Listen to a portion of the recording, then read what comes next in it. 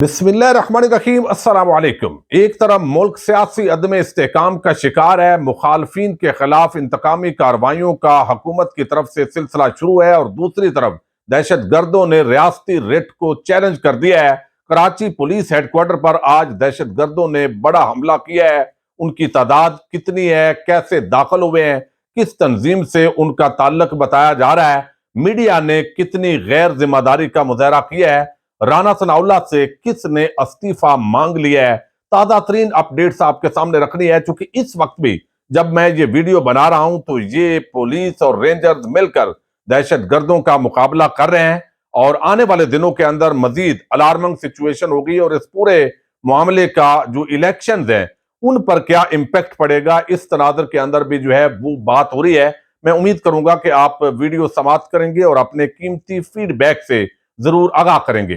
9/11 के बाद आपको इल्म है जिस तरह अफगानिस्तान के अंदर एक जंग शुरू हुई, पाकिस्तान अमेरिका का आम इत्तेहादी बना, यहां से अमेरिका अपना बोरिया बिस्तर गोल करके चला गया और तालिबान की हुकूमत आई है।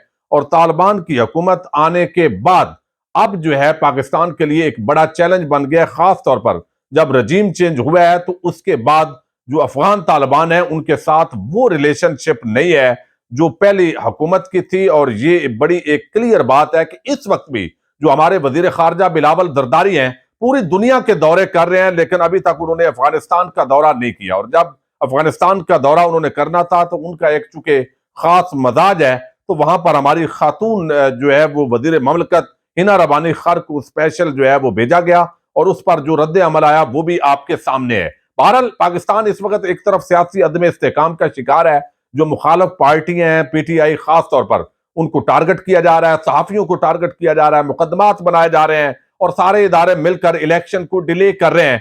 तो इस तमाम तर जब इस तरह की कोई कार्रवाई होती है तो उसको पाकिस्तानी हम शकूक व शुबहात की नजर से देखना शुरू कर देते हैं। मेरा ख्याल है ये इंसाफ नहीं होगा हमारा। जब इस तरह दहशत गर्द हमलावर होते हैं तो पूरी कौम को एक पेज पर खड़े होने की जरूरत होती है। हमें गिले शिकवे हो सकते हैं, हमें जो है वो अंदरूनी मामलात के अंदर जो लड़ाइयां हैं वो भी लड़ते हैं, लेकिन इसके बावजूद दहशत गर्द जो है वो इन तमाम तर जो सूरत हाल है उसका फायदा जरूर उठाते हैं। और जहां पर रियासती इदारों के अंदर कुताहियां हैं, जो वहां पर इंटेलिजेंस की जो इस्तेदाद कार है उसको बढ़ाने की जरूरत है। इसी तरह जो शहरियों के काम करने वाले हैं वो भी हमें करने हैं। लेकिन आज जो हमला हुआ है थोड़ा उसकी डिटेल आपके सामने रखनी है, लेकिन आप अंदाजा कीजिए कि ये शहराए फैसल है, सबसे आम शहरा जो कराची की, और वहां पर ये पुलिस चीफ जो है वो हेडक्वार्टर है, और वहां पर ये हमला हुआ है। Inspector general IG Sindh police ने बताया कि फायरिंग के तबादले के अंदर 2 दहशतगर्द हलाक हो गए हैं। अब ये बताया जा रहा है कि 7-8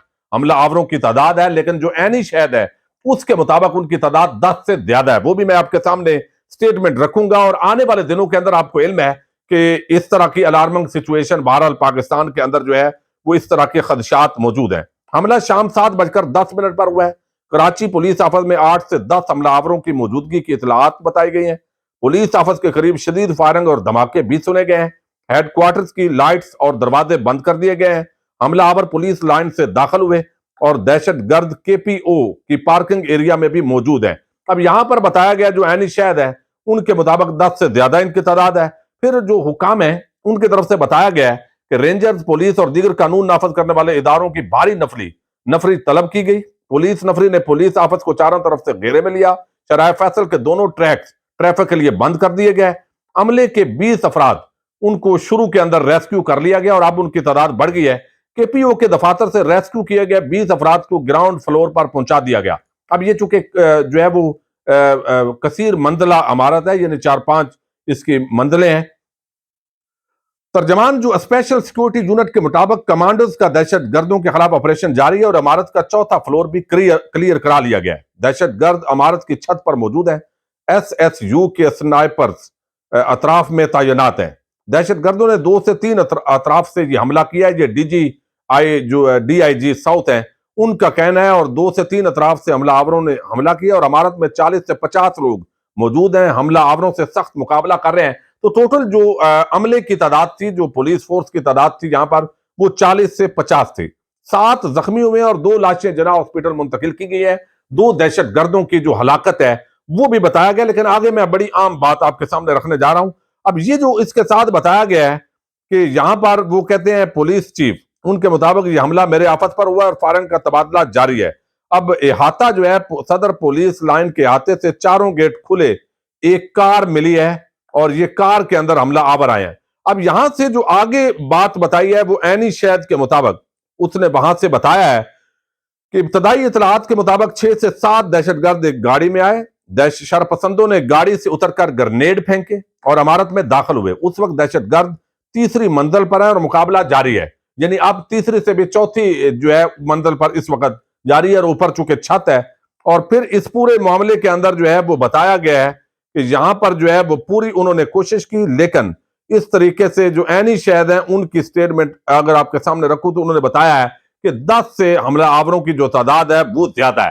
اب یہ جو صورتحال ہے یقیناً میں سمجھتا ہوں کہ اس موقع پر کوئی بھی غیر ذمہ دارانہ بیانات دینا مناسب نہیں ہوگا، لیکن دوسری طرف آپ دیکھیے کہ ہمارا جو میڈیا ہے وہ بریکنگ نیوز کے چکر کے اندر جلدی جلدی جو تمام پوزیشنز ہوتی ہیں جہاں پر پولیس فورس کھڑی ہے، رینجرز کھڑی ہے، تو اس کی جو ویڈیو فوٹیجز ہیں وہ ساتھ ساتھ ہی وہ ٹی وی پر بھی چلائی جا رہی ہیں، وہ سوشل میڈیا پر بھی چلائی جا رہی ہیں، خاص طور پر سوشل میڈیا پر چلائی جا رہی ہیں۔ اور بریکنگ نیوز کی آپ کو علم ہے اس دور کے اندر بڑی جو ہے وہ اس وقت دوڑ ہے، اور اس سے پہلے بھی کئی اس طرح کے دہشت گردی کے واقعات ہوئے۔ چونگ لاہور کے اندر چند سال پہلے ایک بڑا دہشت گردانہ واقعہ ہوا تو جو لائیو کور ہوتا رہا، اور بدقسمتی سے پھر اس حوالے سے ضابطہ اخلاق مرتب کیا گیا کہ جب اس طرح کا کوئی واقعہ ہوتا ہے تو آپ بریکنگ نیوز کے چکر کے اندر نہ پڑے۔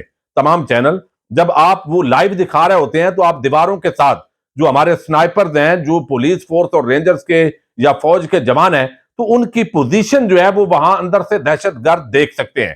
تو یہ جو ہے وہ میرا خیال ہے غیر ذمہ داری کا آج مظاہرہ ہوا ہے، اور یہی وجہ ہے کہ کراچی پولیس ترجمان جو ہے انہوں نے واضح کیا ہے کہ یہ کام نہ کریں، میڈیا کو تنبیہ جاری کی ہے کہ آپ غلط کر رہے ہیں، آپ اس دور کے اندر بریکنگ نیوز کے دور کے اندر جو ہے یہ سارا کام کر رہے ہیں۔ اب تحریک انصاف کے رہنما ہیں فواد چودھری صاحب، انہوں نے کہا ہے کہ یہ مسلسل یہ حکومت جو ہے وہ بجائے اس کے کہ یہ سیکیورٹی صورتحال کا جائزہ لے، بجائے اس کے کہ یہ ان چیزوں کو دیکھے، تو یہ مسلسل چونکہ مخالفین کو یہ بنا رہے ہیں، تو انہوں نے کہا کہ دہشت گرد جہاں چاہتے ہیں کھلم کھلا اقدام کرتے ہیں، ریاست نام کی کوئی چیز نہیں ہے رہ گئی، حکومت کی کوئی پالیسی ہے نہ اقدامات۔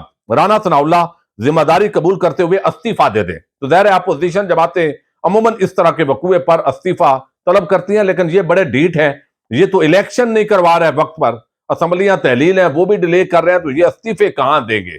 اس سے پہلے ثانیہ ماڈل ٹاؤن کے اندر ایک سیدھا سادہ جو وقوع تھا جس کے اندر رانا ثناء اللہ پر ایک سیدھا وہ الزام تھا، لیکن انہوں نے اس وقت بھی استعفیٰ نہیں دیا، تو اب وہ استعفیٰ کیوں دیں گے؟ لیکن دیکھنا یہ ہے کہ یہ مسلسل یعنی پچھلے 10 مہینے جب عمران خان کی حکومت سے، تو اس سے پہلے یہ واقعات نہیں ہو رہے تھے۔ آپ بہت باتیں کرتے تھے کہ مذاکرات کے نام پر یہ ہوا، وہ ساری چیزیں اختلاف کیا جا سکتا ہے، میں خود جو ہے اس پر تحفظات رکھتا ہوں، دہشت گردوں کو کچل دینا چاہیے، لیکن ہماری استعداد کار کیا ہے؟